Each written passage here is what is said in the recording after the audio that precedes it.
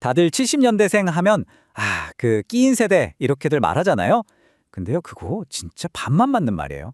사실 그분들 뇌 속에는 이건 진짜 인류 역사상 가장 격렬한 변화를 온몸으로 겪어내면서 만들어진 아주 특별한 생존 설계도 같은 게 숨어 있거든요. 오늘 바로 그 비밀 설계도를 한번 같이 열어보려고 합니다. 자, 그럼 본격적으로 한번 들어가 볼까요?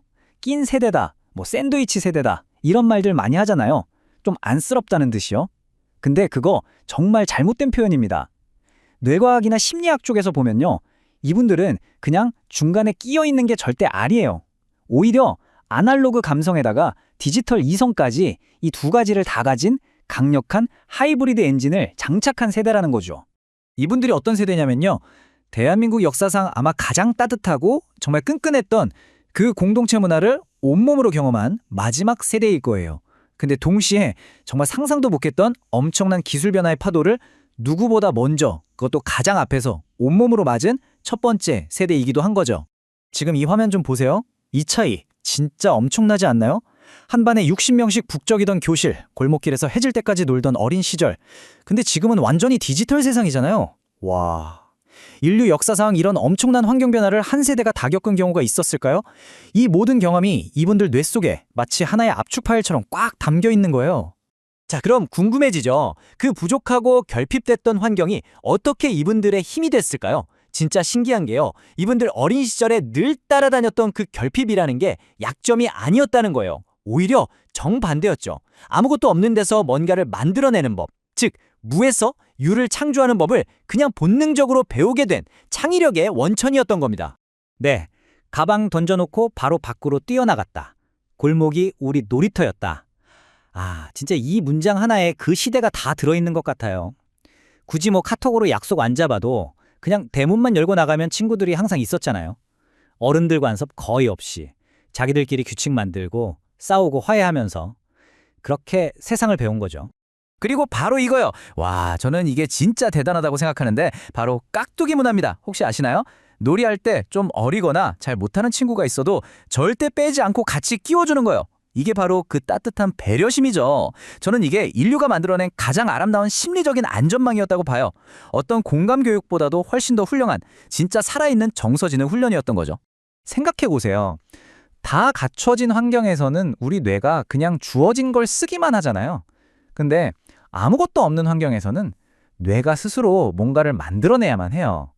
저기 보이는 것처럼 깡통 하나로 깡통차기를 하고 찢어진 달력 뒷면으로 종이 인형을 만들고 고무줄 하나로 몇 시간씩 놀고 매일매일 이렇게 없는 데서 뭔가를 만들어내면서 뇌의 그 실행 기능이 엄청나게 단련됐던 겁니다. 자, 이렇게 어린 시절에 창의성의 기초를 단단히 다졌다면 이들이 어른이 돼서 마주한 거대한 위기들은 이분들의 뇌를 완전히 다른 레벨로 끌어올리게 됩니다. 이 타임라인 한번 보세요. 진짜 숨 막히는 속도 아닌가요? 전화기 다이얼 돌리던 그 손으로 지금은 AI랑 대화를 하고 있으니까요. 이 말은 뭐냐면 이 세대는 변화를 무서워하는 게 아니에요. 오히려 그 반대죠. 끊임없는 변화 속에서 나는 이걸 할 수 있다 고 스스로를 증명해내는데 최적화된 그런 뇌를 가지게 된 겁니다. 그리고 결정적인 한 방이 터지죠. 바로 사회에 막 첫 발을 내디디려는 그 순간에 닥친 IMF 외환 위기였습니다. 어제까지 멀쩡히 다니던 회사가 사라지고 평생 직장이라는 믿음이 와르르 무너지는 걸 눈앞에서 본 거예요. 이때 이분들의 뇌는 말 그대로 강제 리부팅이 된 겁니다. 어떤 상황이 와도 어떻게든 살아남아야 한다. 이 생존 본능이 뇌리에 깊숙이 박히게 된 거죠. 그래서 이분들을 다리 세대라고도 불러요. 말 그대로 과거와 현재를 잇는 다리 역할을 한다는 거죠.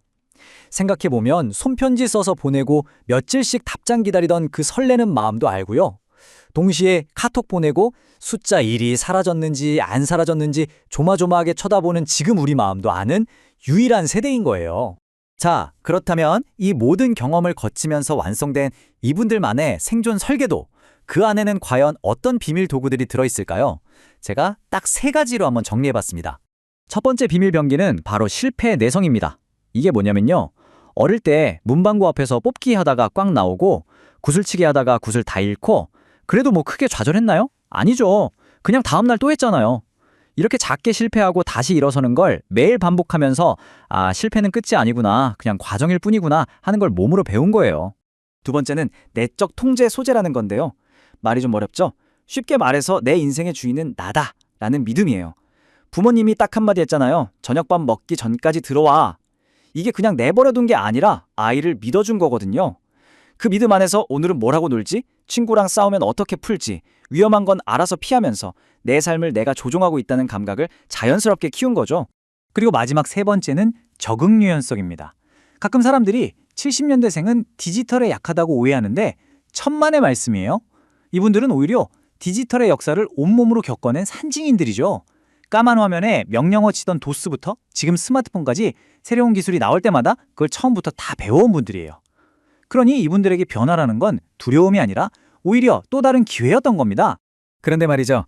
이렇게 강력한 생존 엔진을 내 몸에 장착하는 데에는 사실 엄청나게 혹독한 대가가 따랐습니다.